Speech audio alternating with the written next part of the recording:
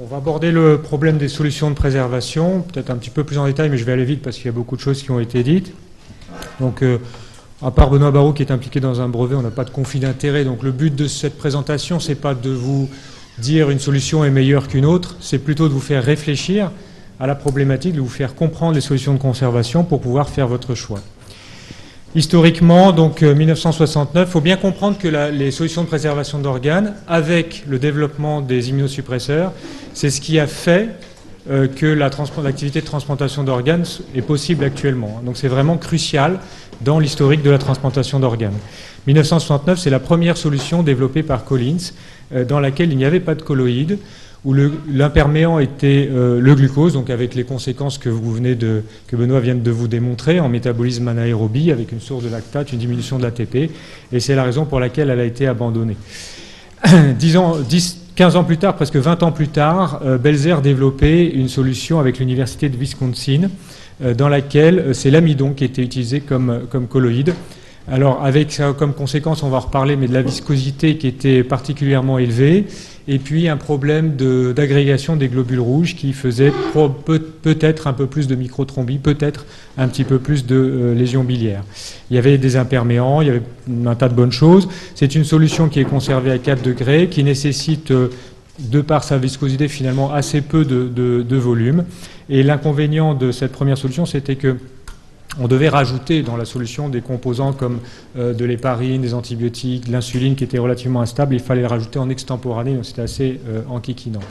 Et puis dans les années 90 sont apparues des solutions dites de troisième génération avec l'HTK, qui était au départ utilisé comme solution de cardioplégie, c'était le liquide de Breschneider, et qui comportait comme antiœdémateux un puissant tampon, l'histidine. Sa viscosité est la plus faible de toutes les solutions de préservation, donc il faut augmenter un petit peu les volumes nécessaires pour la perfusion. Il y a également à peu près au même moment Celsior, le Celsior qui s'est développé toujours à partir de solutions de cardioplégie utilisées en transplantation cardiaque, et qui combinait un petit peu les agents de l'UW avec le pouvoir tampon de l'HTK, c'est-à-dire l'histidine. Là, la viscosité est un petit peu plus importante, on a besoin de 90 ml par kilo du donneur. Et puis plus récemment, donc encore 10 ans après, d'autres solutions sont apparues qui ont une composition cette fois strictement extracellulaire, c'est-à-dire normopotassique. Les deux solutions précédentes ont une composition en potassium à peu près intermédiaire, c'est l'UW qui est le plus hyperpotassique. Et dans ces solutions, le colloïde utilisé, c'est le polyéthylène glycol dans les deux, le SCOT15 et l'IGL. Alors, ce qu'il faut bien comprendre, c'est comment choisir une solution de préservation d'organes. Et il faut éviter ça, c'est-à-dire qu'il faut éviter que le prix et les conditions de stockage, donc des arguments pour la pharmacie de votre hôpital, soient la seule condition, soit le seul argument pour choisir une solution d'organes. C'est pas ça. Votre rôle, c'est d'être le leader dans le choix de cette solution de préservation. C'est parfois assez difficile, il faut parfois lutter, mais il faut donner des arguments. Le problème des arguments, c'est que on n'a pas beaucoup d'arguments actuellement, et que les solutions qui sont développées sont très très bonnes, et elles se valent toutes, et on est en revanche très loin d'un produit qui nous permettrait de dormir la nuit, de faire la transplantation 3 jours plus tard, de la programmer, etc. Ça n'existe pas. Donc il faut bien trouver des arguments expérimentaux qui ne sont pas très faciles à trouver. D'abord, les effets dans la littérature, les effets des différents composés ont été démontrés isolément, les différents composés des solutions, rarement démontrés en combinaison. Quand on regarde, si on croise, on fait une étude PubMed, on croise préservation d'organes, transplantation, on ne retient que les méta-analyses ou les essais randomisés, eh bien on trouve que 71 essais. On trouvait, il y en a probablement un petit peu plus maintenant, mais ça n'a pas beaucoup progressé. Et puis surtout, ce sont des études finalement pas de supériorité, mais d'équivalence. Et dans les études d'équivalence, comme vous le savez, on a un manque de puissance, il y a des problèmes d'ajustement, etc. L'autre point, c'est qu'il faut pouvoir comparer les solutions dans des conditions qui sont assez discriminantes, c'est-à-dire, par exemple, pour des durées d'ischémie froide très élevées ou des greffons à critères élargis. Et ça, on n'a pas beaucoup d'études qui répondent à ça dans la littérature. Et donc, on a certaines études qui ont des démonstrations d'équivalence, mais pour des durées d'ischémie courtes qui ne nous intéressent pas forcément, avec des conclusions d'équivalence qui sont un petit peu hâtives. Il y a un grand intérêt pour faire son choix, pour faire son analyse, de réfléchir aux modèles précliniques, parce que c'est sur ces modèles-là qu'on peut ajuster au mieux les conditions expérimentales. Et il y a un intérêt, bien sûr, à toutes les études cliniques randomisées, en choisissant bien ces critères de jugement. Alors voilà quand même l'exemple d'une étude qui est assez clear-cut, qui a fait que c'est une des études qui ont conduit à la perte de l'Eurocollins, puisqu'elles ont montré que sur un critère de jugement qui était assez fiable, la reprise retardée de fonction, eh bien, il y avait significativement plus de reprises retardées de fonction avec l'Eurocollins qu'avec l'UW. C'est un exemple, mais il y a eu d'autres papiers. Et vous voyez, pour des durées d'ischémie froide qui étaient assez longues en greffe rénale. Voilà un autre papier. Alors, c'est un exemple pour vous montrer le caractère discriminant qu'il faut exiger des critères de jugement. Ça vous montre, dans cette étude-là, il y a 2 durées d'ischémie qui ont été comparées. Donc on comparait 2 solutions de préservation, peu importe, il y a d'autres exemples dans la littérature. Une durée d'ischémie de moins de 24 heures, une ischémie de plus de 24 heures. Et vous voyez que tous les résultats sont très nettement différents selon qu'on s'intéresse à ce critère de jugement et à celui-ci. Par exemple, si on prend la reprise retardée de fonction rénale, ben vous voyez que les 2 solutions paraissent équivalentes et en fait, à plus de 24 heures, elles ne le sont pas. Donc faire très attention aux critères de jugement qui sont utilisés dans la littérature et chercher peut-être des critères de jugement qui sont un petit peu différents de la survie du greffon à 1 an, qui est assez composite, qui dépend de plusieurs facteurs, mais peut-être s'intéresser aux lésions biliaires pour la greffe de foie, aux sténoses ischémiques de l'urtère pour la greffe rénale, des situations comme le donneur à cœur arrêté, comme des ischémies froides longues, et puis d'autres critères de jugement également, comme par exemple le syndrome de reperfusion au déclampage d'une greffe hépatique, par exemple.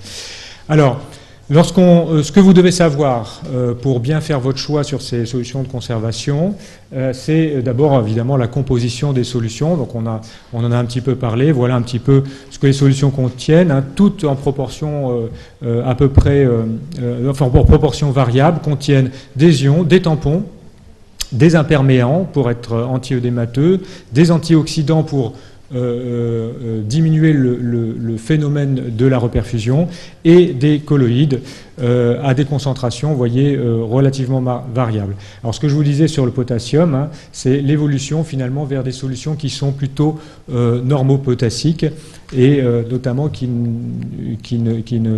pour lesquelles on ne risque pas, contrairement à l'UW par exemple, où il y avait un fort risque au déclampage d'un foie de provoquer une hyperkaliémie et des troubles du rythme.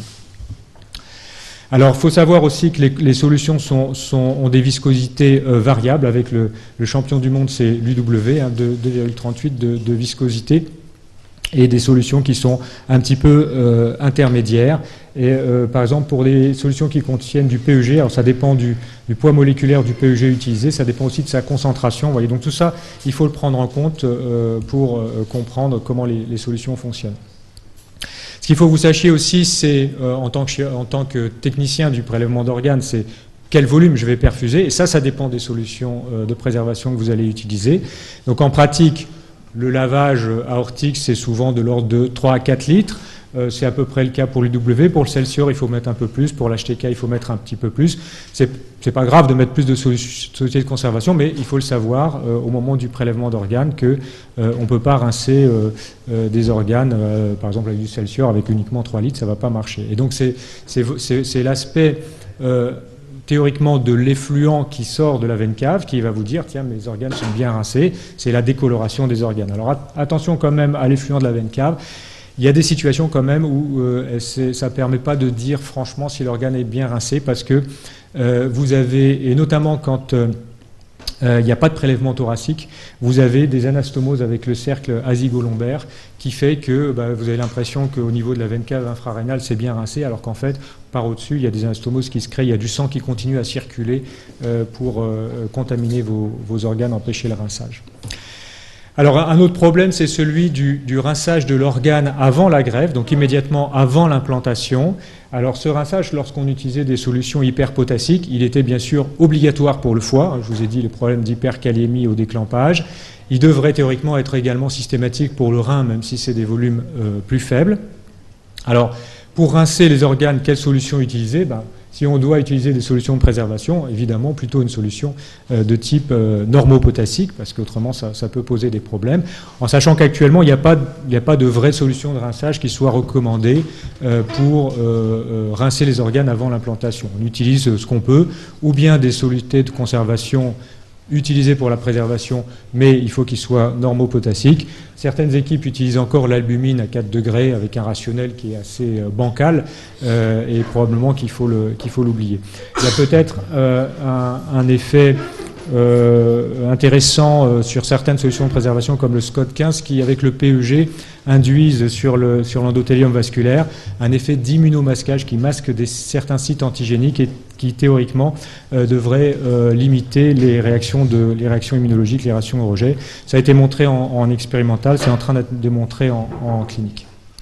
Alors, ce qu'il faut que vous sachiez aussi, bien que ce soit pas il ne faut pas que ce soit le critère de choix déterminant, mais il faut savoir quand même que ces solutions ont un coût très variable. Oubliez un petit peu le prix qui est donné, le prix brut qui est donné à titre indicatif, parce que évidemment ça dépend des marchés, des hôpitaux, vous n'êtes pas maître de ça. Mais par contre, il y a une espèce de classement. L'UW, c'est clairement le plus cher. Alors, on a aussi d'autres conditions qui peuvent participer au choix, qui peuvent interférer dans le choix. C'est le fait de devoir, dans certaines solutions, ajouter ce qu'on appelle des intrants.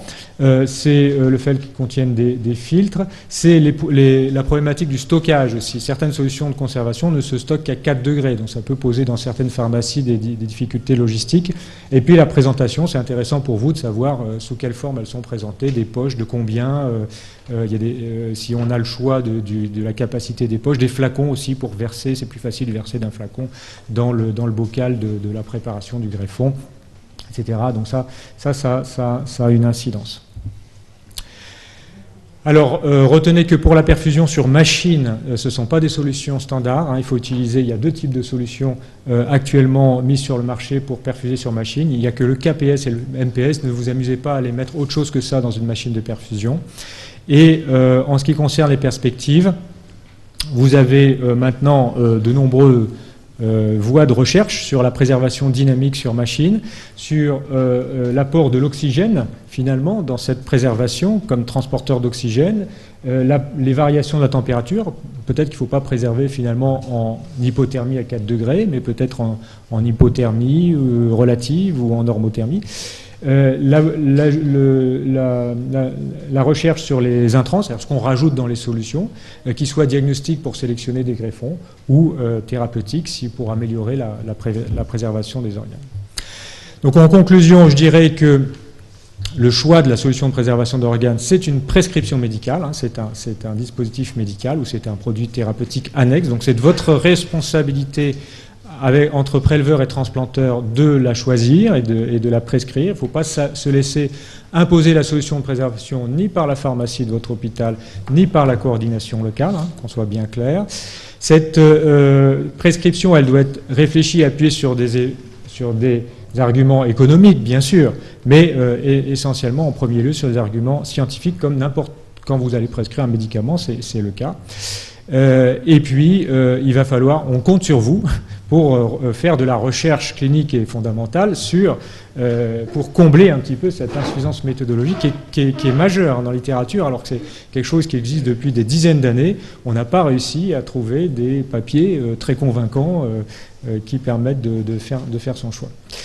Et sur les connaissances extraordinaires apprises à l'UFPMO et à l'Académie nationale de chirurgie, bien entendu.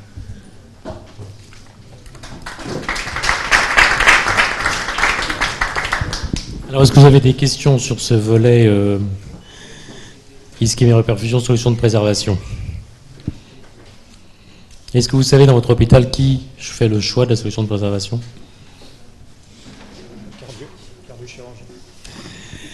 Donc, vraiment, c'est une prescription médicale. Vous n'iriez pas déléguer à votre infirmière la prescription d'antibiotiques.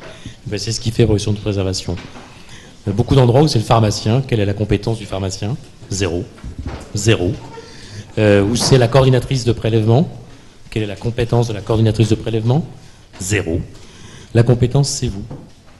Donc il faut travailler un peu ce sujet-là, vous l'approprier et puis faire valoir vos arguments.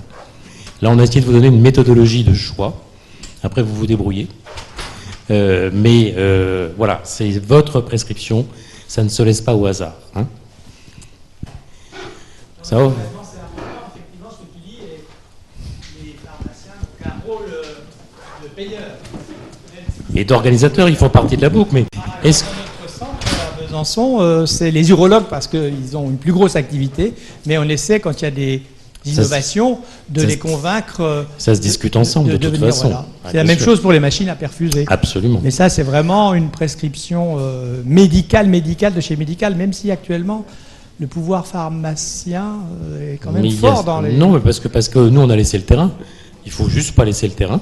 Il ne faut pas laisser le terrain là-dessus. Et vous imagineriez Parce un que c'est pharmacien volumineux, prescrire hein. vos antibiotiques? Mais ça arrive maintenant. Ça, Malheureusement, enfin, ça arrive. non, que les bactériaux aient un petit regard sur l'écologie et qu'ils soient contre la prescription aberrante, c'est une chose. Mais la prescription, c'est nous. Alors qu'on éduque les prescripteurs, ça oui. Mais c'est pas le pharmacien qui voit pas le malade qui va prescrire. C'est à nous de prescrire. Donc pour n'importe quel médicament, y compris pour les solutions de préservation.